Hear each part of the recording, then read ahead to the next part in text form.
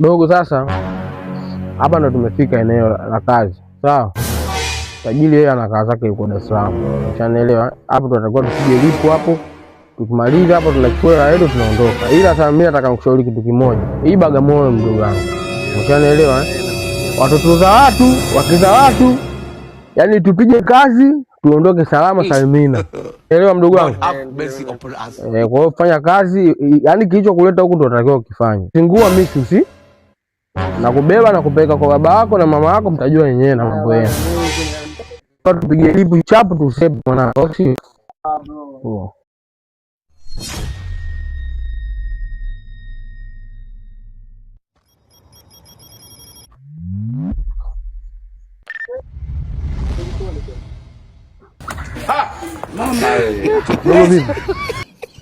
Kama kaa kulikoni tena? Za watu ndugu yangu. Sasa kwa nini? Wakati wewe jana sina unanishauri Bagamoyo.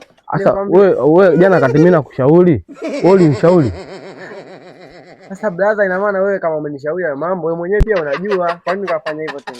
Kulikoni? Niambie bwana. Jali tu mwanangu. Bagamoyo kubaya, tuondoke.